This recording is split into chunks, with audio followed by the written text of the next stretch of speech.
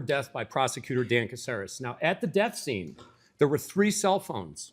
One had an outbound phone call well after the estimated time of death. Parma collected no cell phones, no surveillance videos. There's cameras everywhere in Midtown Towers. Dawn's computer was missing. Sheriff Detective Don Cleland stated that that computer contained evidence in over 1,200 criminal cases, and the city ignored obvious signs of a struggle. Dawn's necklace was broken, and for God's sake, her face was so disfigured and bruised that the Repepe Funeral Home had to redo the makeup several times for Dawn so her family could have a proper funeral. Now, the Parma police did make time to call Dan Caceres, who announced that Dawn died of an accidental alcohol overdose before the autopsy was even started. And Mr. Caceres also destroyed his computer on April 25th, the day Dawn died. None of this can be actual police work. We are saying this is something very wrong here in Parma. This is some type of police cover-up or political interference. Let me give you 3 reasons why. 1, years ago when Ed and Karen came and made an appointment with Parma and said, we have a box of new evidence in our daughter's case, the first thing Detective Traxler told them was, we don't have the police report. We had to bring the city its own police report. Secondly, Detective John Morgan has gone on public interviews and stated unequivocally that the city conducted no investigation. Attorney Kim Corral obtained records from the sheriff. Quote, Parma did not investigate the case. Quote, no attempt was made to investigate the case. And then yesterday, your city told Channel 3 News that there is, quote, no factual or legal basis to reopen the Cuyahoga County Medical's examination of Dawn's death. I talked to Dr. Joseph Filo today at the medical examiner. 30 seconds.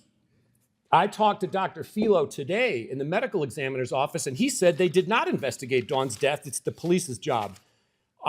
This has gone on for 14 years on April 25th. It's enough. Enough of this nonsense. Please vote, or the mayor direct the city to relinquish this file for an independent investigation. And lastly, I think your whole city owes the Pasela family an apology for the way that they have been treated and their daughter has been treated. Thank you. Yeah. Mark, Hi. we have anyone else for public session? Please state your name and address. Her sister is here, and decades later, they are carrying questions no family should have to live with. Dawn wasn't just a headline or a case file. She was someone's daughter. She was someone's sister. She was loved. And people like Tony Viola, a close friend, they have worked years to keep Dawn's name alive and to keep asking the questions that never seem to get answered. When you read the information that's out there, when you hear the concerns people have raised, when things start to look fishy, that should never be a reason to look away. That should be the reason to look closer. No family should have to spend decades standing in rooms like this, asking the government to care about what happened to someone they loved. If there are unanswered questions, if there are concerns about how this case was handled, then the right thing, the only thing, is to reopen it and let the truth come out. Because justice should not be covered up, and justice should never have to be begged for. Thank you.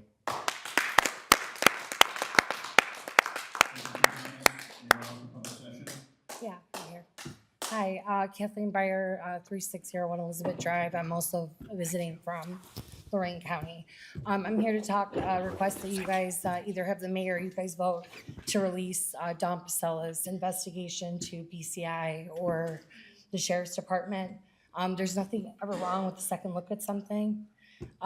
You guys aren't the only ones dealing with cases from decades ago that there was mishaps in the investigation and stuff. We're actually dealing with that in Lorraine County right now. We have a county prosecutor that doesn't want to, free four men that served over 100 years in prison for crimes they clearly did not commit. And the investigation's the same as Dawn's. It's just wonky. There's just stuff going on. There's stuff wrong. I've looked at Dawn's. In 2023, your sheriff said that you guys did investigate. Why not just give it to the sheriff's office? It's as easy as that. For 14 years, you have parents asking this city to actually do their due diligence and look into a murder investigation. This woman was murdered, and she was a whistleblower for government corruption. So that's like even more so, and it's sketchy. The whole thing is sketchy. But I'm just here to request, and say you guys aren't the only ones dealing with this. This is going on all over Ohio. Old cases being brought back up. And I would just request you guys to really think about maybe just releasing that case to another agency. Thank you. Thank you.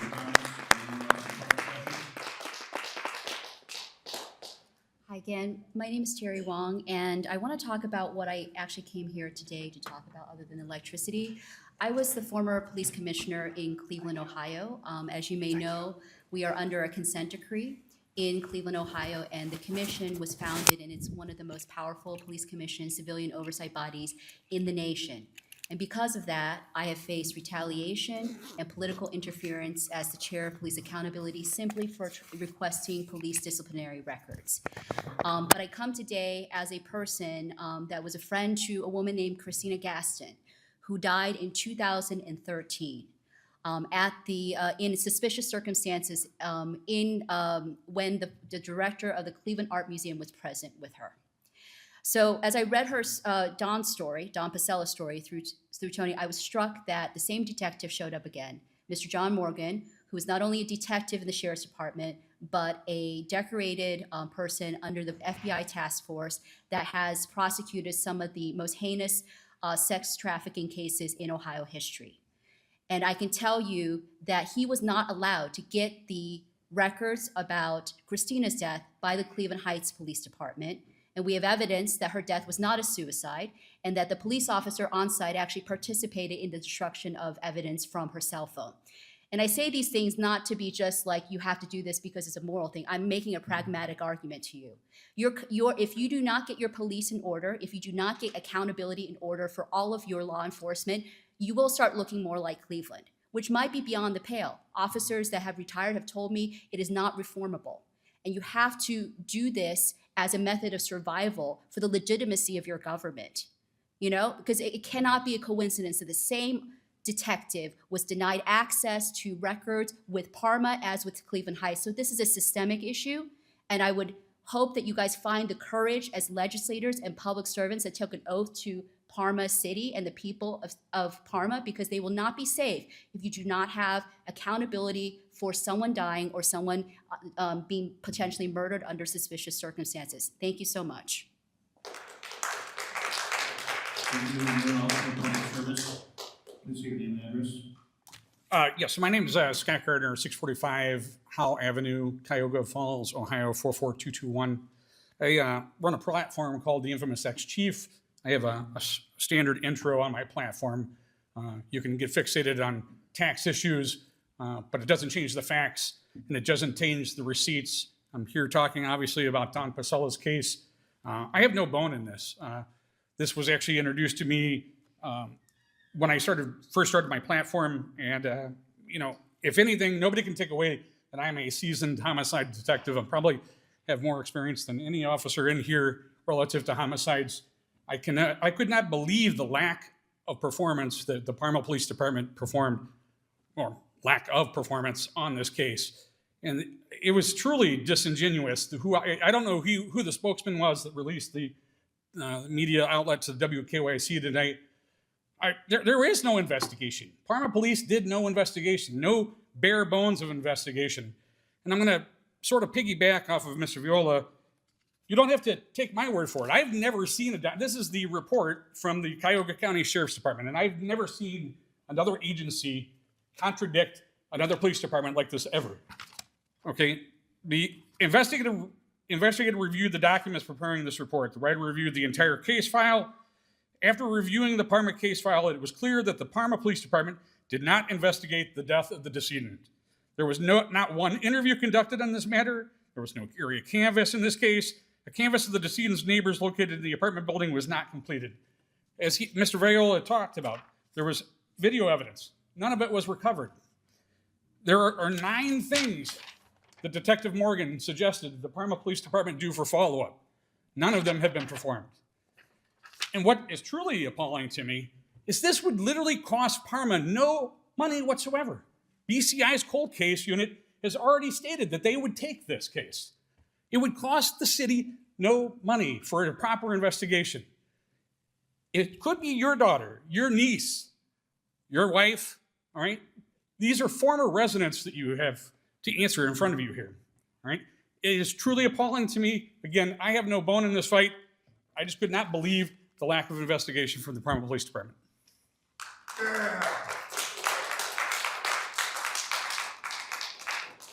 Anyone else for public service? Yes. Hello, Elspeth Baumgartner. I'm from Oak Harbor, Ohio. I'm a First Amendment activist, and I've been studying for about 25 years law enforcement corruption involved in the cover-up of various sex trafficking, drug-related homicides tied to law enforcement out in the area where I live. I'm here, the First Amendment guarantees we're all familiar with speech and generously giving us an opportunity here. But probably the most important part of the First Amendment is the right to redress, the right to petition for redress of grievances. And that's what the Pasela family is here and the rest of us are here for. Well, there has to be a method of accountability on your police department. You can't let them tell you, we're going to investigate ourselves and tell you we've done an adequate job. It just hasn't been done. Now, under Ohio Revised Code, BCI normally has to be invited in. And as other people have said, why would you not just ask them to come in and do a review of this case, just to put everybody's mind at ease, just for yourselves. You have a duty to the public to ensure that your police department is acting with full accountability. There is an obscure statute that allows the public to petition the Attorney General's office when they believe there has been a form of public corruption to independently petition the AG's office. It's 17702. And I think that might be indicated here that maybe the citizens, if Parma isn't going to step up and ask for its own investigation, maybe the actual complaints have to be made to DCI or the Attorney General's office, or more even possibly federal authorities, because these are serious civil rights violations, in my opinion. So thank you for your attention. Thank you. Anyone else for public? Thank you. Eddie Markovich, also a non-resident visitor, happy to be here. Mr. Mayor, ladies and gentlemen, I love Parma. Don Pasela loved Parma. Growing up as a little boy of a certain ethnic persuasion, we were hearing from Paul Thomas Anderson's father, Ernie Anderson, every week, making jokes about Parma. Well, we wear white socks, and it's a joke. Well, listen, take a breath. We have a bureaucratic problem here, Mr. Mayor. The decision makers from 14 years ago are not in the room, so I'll be brief, 3 minutes. Government, safety, truth. That's all I want to talk about. Mark Twain said, "A patriot loves his country always, and his government sometimes." Actually, he said seldom, but I think it's fair. You guys have a tough job. We're asking for a decision. Safety. Thomas Jefferson said the first and only legitimate object of good government is the protection of human life. And finally, the truth. The police here have a tough job. They're good people. What happened here, nobody knows. We need an investigation. You can't do it. I can't do it any more than we can solve the JFK assassination. However, why be afraid of the truth? If I made a mistake, I'm sorry. I can be forgiven. Whoever made that decision 14 years ago can be forgiven. We're not angry at them. We want truth.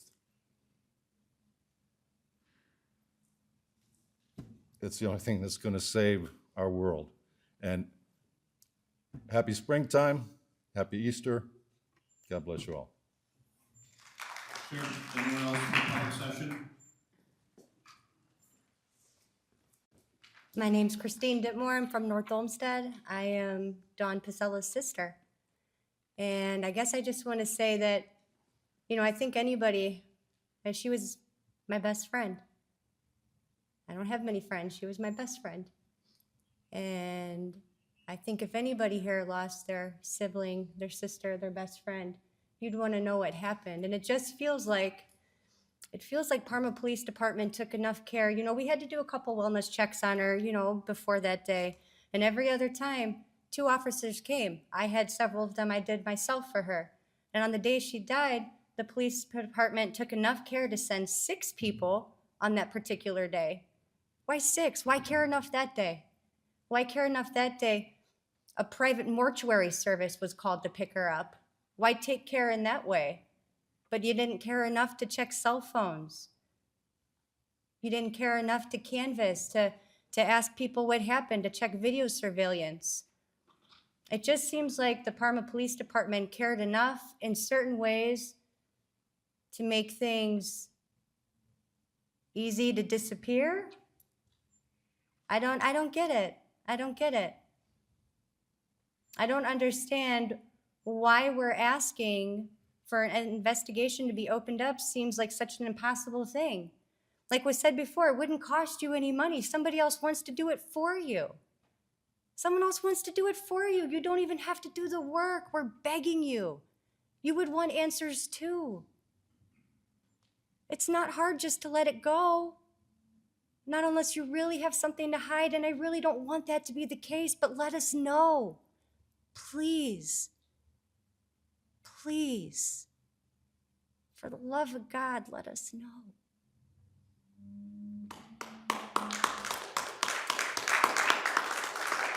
Anyone else for public session?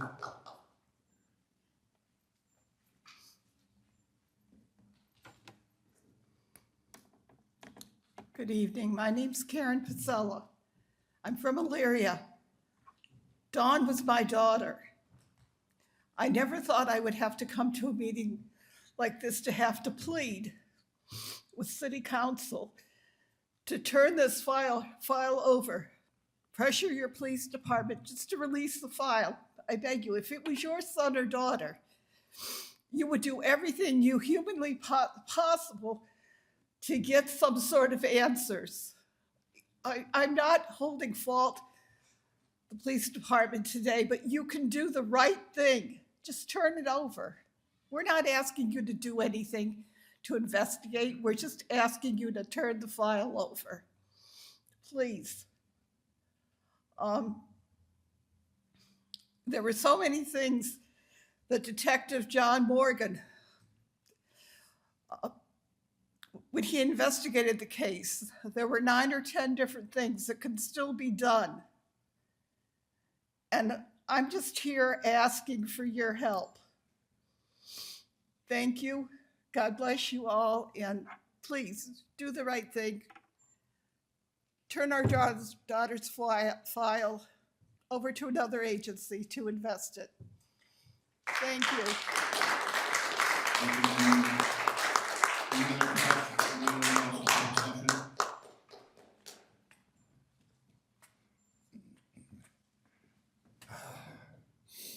My name's Ed Pasela. I was here last month, and I only have one question for the council members. Last month when I came here, I handed out Dr. Mazzari's report, I handed out the Cuyahoga County Sheriff's report, and I handed out the letter from the BCI. How many people here read the material I gave you? That's all I want to know. Did anybody read it? Wow. Nobody.